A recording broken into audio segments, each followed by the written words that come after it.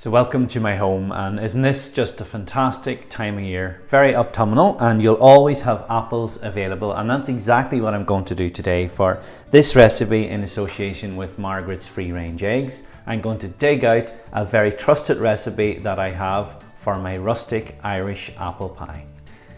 So what makes a good apple pie for me is definitely the pastry. It needs to be nice and buttery.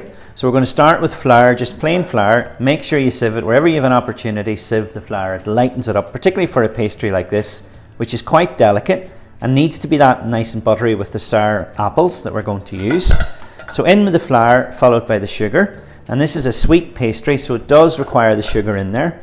And what we're going to do is we're going to mix that slightly, just to get the sugar through the flour. It's only 2 ingredients, and that's what's great about baking. First of all, it's nice and relaxing, but secondly, it is actually quite easy. The butter needs to be softened, so just leave it out, or else cut it into dices and just give it about 10 or 20 seconds in your microwave just to soften it. And we're going to rub in, so this is the rubbing in method, where we just take both our hands, lift the butter pieces, and using our thumb, rub that in until we get a nice sandy-like texture. So after a minute, this is a nice sort of sandy texture that you're looking for, and that tells you that it's ready for the egg. So there's 2 eggs in the recipe. One's for brushing the top of it, and the other one is going to go straight into the pastry. So just give it a whisk with a fork, make a hole in the center, and then we're going to work that in through the pastry. Now when you've that worked in, very gently, we're going to put that out onto the table, and using your other hand, just dust some excess flour.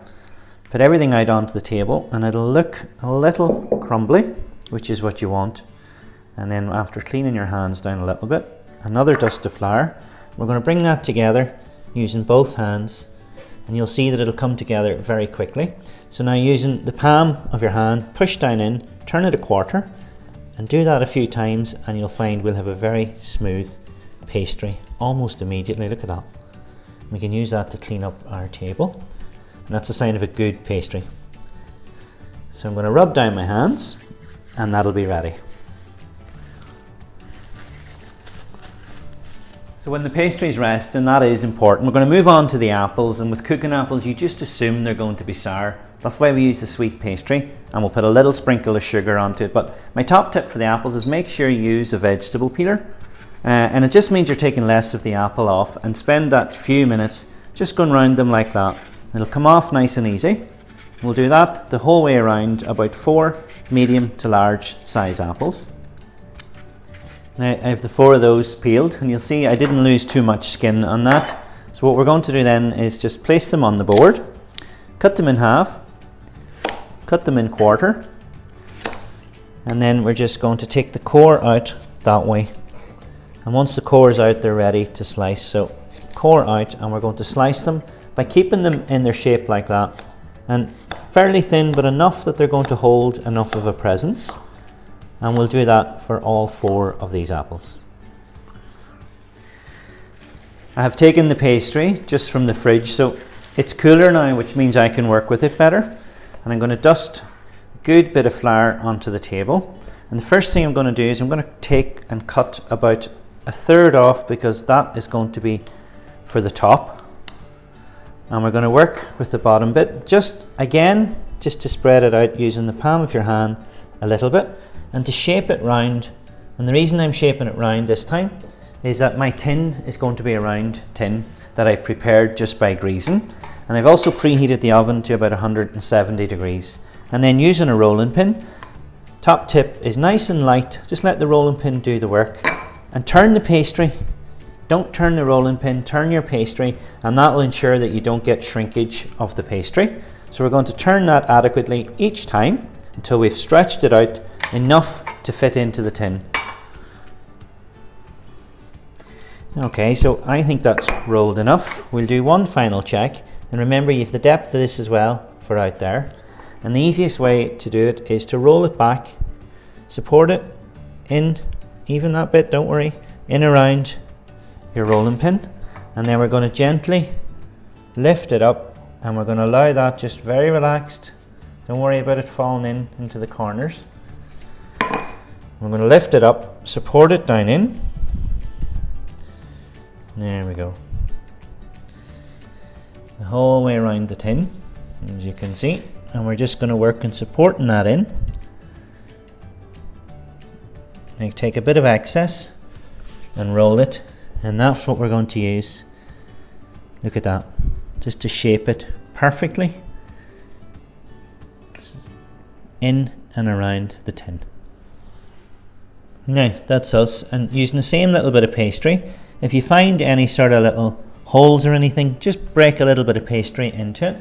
And then my final tip is just using your rolling pin to cut off the excess pastry on the top of it. And that's nice and simple. We'll keep that pastry for the lid, and then we're just going to spread our apples directly in on top of that pastry. Now you'll see that the 4 apples is just about enough for that one, but if you find it's not, don't be afraid to peel another one. And then to that we're going to sprinkle on some sugar. Now remember, our pastry is sweet, so it's just a little sprinkle of sugar over the top of the apples, and followed by a pinch of cinnamon, again directly onto the apples. And now we're going to roll out the pastry lid. So that should be enough for my lid. Again, same procedure. Roll the pastry back, set the apple pie back in, and again just gently place the lid on, and this time you're going to lift the pastry up, support it, and using your thumb just push it, there we go, until it basically embeds in with the other pastry, and at the same time you're cutting the top off it the whole way around. That's it, and that looks great. So that egg, the second egg you had, beat it up, and using a pastry brush we're going to brush the top the whole way around.